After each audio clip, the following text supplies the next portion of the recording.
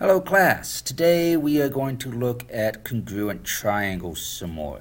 Last time we looked at 5 different theorems that we can use to prove triangles congruent. And we noticed in every single case we have to have 3 sets of congruent sides or parts, sides, angles, something. We have to have 3 sets of corresponding parts to be congruent, which was nice because before that we had to have all 6. Now we just have to have 3. And what we're going to do is we want to look at these figures here and we want to determine, is there enough information to conclude that the triangles are congruent? If so, we want to state which theorem supports our conclusion, and if not, we need to explain why not. So let's take a look at this first one. Okay, I have one set of congruent sides right here, and I have a set of congruent angles, and that's 2 things. Let's zoom in a bit. Here we go. So we have 2 sets of congruent corresponding parts. We need 3. There's only 2. So what can we do here? What can we see? Well, if you notice, segment BD in triangle ABD and segment BD in triangle CBD, that's the same segment, right? So if segment BD is segment BD, then it's going to be congruent to itself. So I'm going to mark that like that. So that is congruent to itself. And so I have that segment in both triangles congruent to itself. So that gives me another thing congruent. So I have a side, I have an angle, so I've got 2 sides and the angle that's in between those 2 sides. So let's take a look at our theorems here. Let's see, I need 2 sides, so that would be here, I have 2 sides, and the angle that is in between those 2 sides, like so. 2 sides, angle in between the 2 sides. And we said, yes, that works. So this will work. So I'm going to say that triangle ABD is congruent to triangle, let's see, A would go with C, so CBD. And what theorem backs me up? That would be, what do we say? That was side angle side, because the angle is in between the 2 sides. Or we could just abbreviate that as SAS. So SAS. Now, so let's take a look at number 2. Number 2, well, this time they actually marked 2 sides for us. So we have 2 sets of congruent sides, corresponding congruent sides. But we have to have 3 things. So do we have any other information here that will let us get our 3rd part to this? And no, we don't. Nothing else is marked. We don't have any shared sides like we have over there. We got nothing. So all we have are 2 sets of congruence of corresponding parts congruent, and that's not enough. So what we're going to say here is that no conclusion is possible. No conclusion possible. They might be congruent, they might not be congruent. We don't know. And why don't we know? Because we only have 2 congruent parts. So we need to did say to explain why not. So only 2 congruent parts. 2 congruent parts. And we have to have 3. So we don't have enough information there. Okay, so let's take a look at number 3. Let's see here. We have 3 sets of things marked congruent, don't we? We have 1 side, 2 sides, and an angle. So we have 2 sides and an angle. This time the angle is not in between the 2 sides, is it? Not in between the 2 sides. So let's see here. What do we have over here? We had 2 sides and the angle in between the side. Here we go. Here's 2 more sides. 2 sides and the angle that is not in between the 2 sides. So that's SSA, which doesn't work. Doesn't work. We could look like this, could look like this, and it would be the same thing. So that is no good. We cannot use that. So what we're going to say again, we have no conclusion possible. No conclusion possible. Why? Because SSA does not show congruence. Does not show congruence.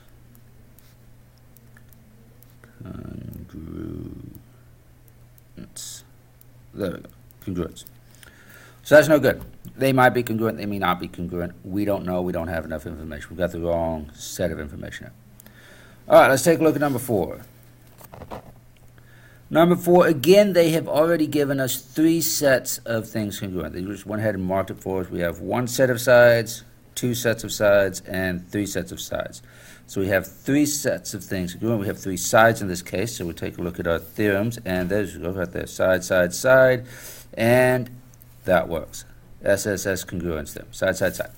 So that works. So we can say that triangle, let's see here, TSU is congruent to triangle. Let's see, T goes with X because it's between the 2 and the 1, 2 and 1, so X.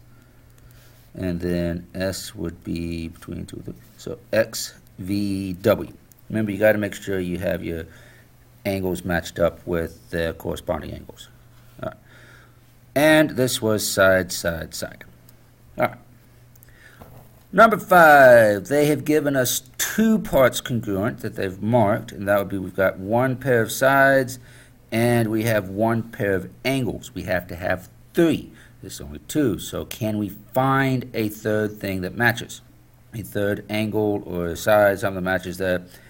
And we see right here, over here at Y, we have a set of vertical angles. And as we know from the vertical angles theorem, vertical angles are congruent. So that gives us a third thing. All right, so now we have 3 pairs of corresponding parts marked as congruent. So we have 2 angles and a side. The side is not in between the 2 angles, though. So let's take a look at this. Okay, both of these have 2 angles, but we want the one where the side is not in between the angles. And we open that up, and that works. So angle, angle, side does work. So we can say these are congruent. So we have triangle WXY is congruent to triangle, see W goes with A, so AZY.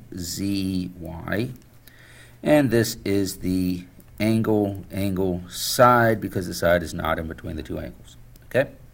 All right. So number 6.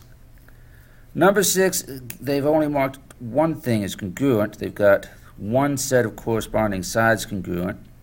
We do, however, have a right angle here. And as we know, if one angle is a right angle, the other one has to be a right angle too, because it's perpendicular, so these are both right angles. So that means these 2, both right angles, and we have a side. Because here we have that same thing where they had a side in common, just like we had on number 1. We had BD right there. We've got that same thing going on with PL. This is the reflexive theorem. Property, that's what I'm looking for, property. So says that segment PL in this triangle is congruent to segment PL in this triangle because they're the same segment.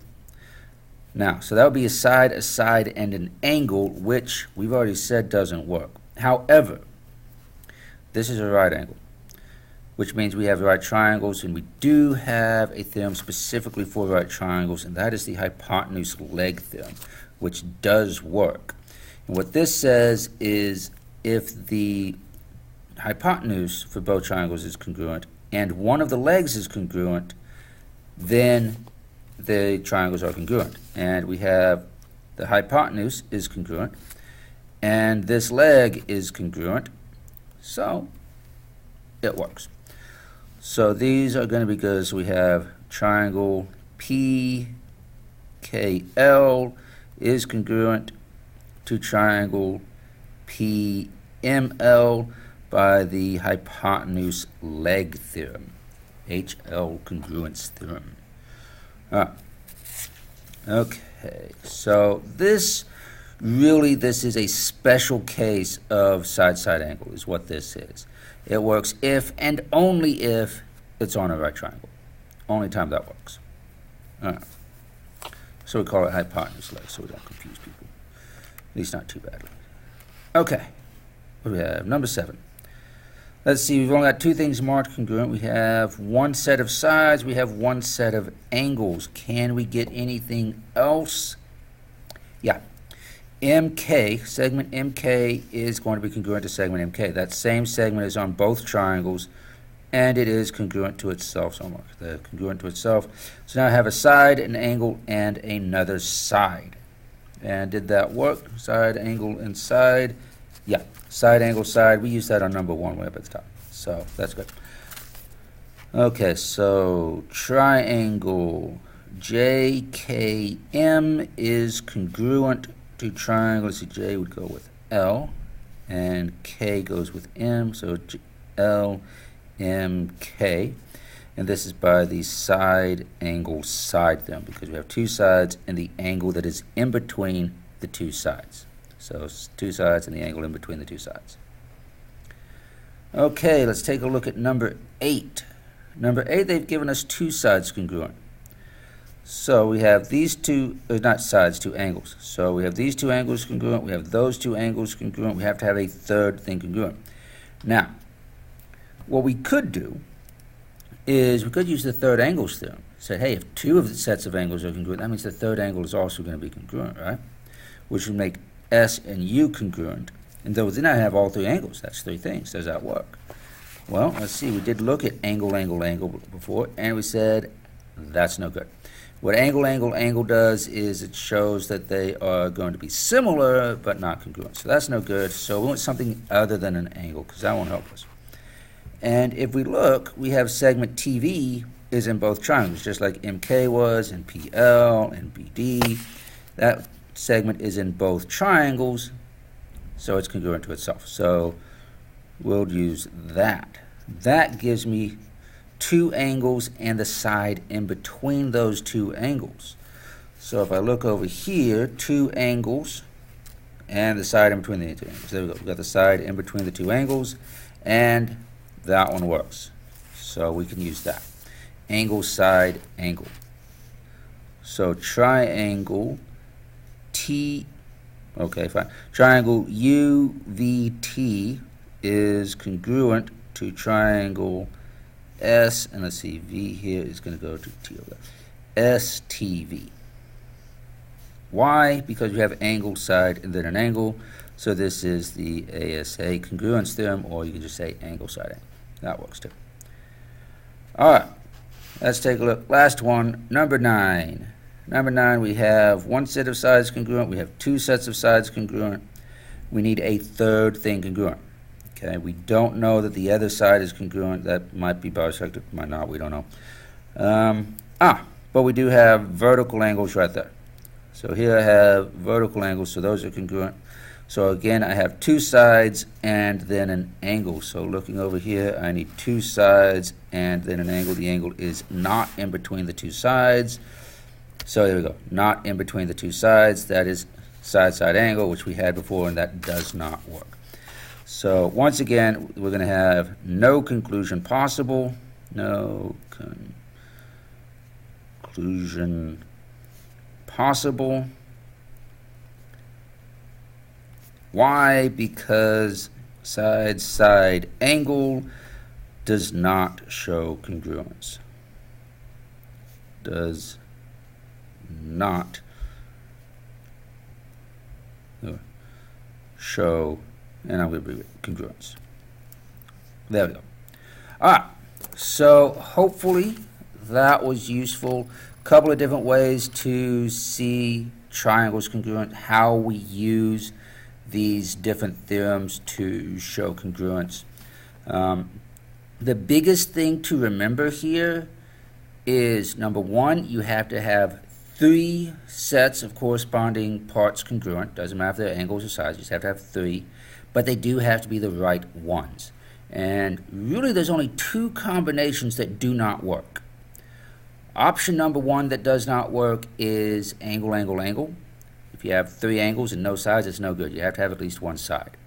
And the other thing that doesn't work is, like we have right here, where we have 2 sides and the angle that is not in between those 2 sides. All right, that's side-side angle, and it doesn't work. It's no good. So those are the 2 things you really need to pay attention to. Make sure you have 3 things, and make sure they are the right 3 things. So hopefully you found that helpful, and I will see you next time.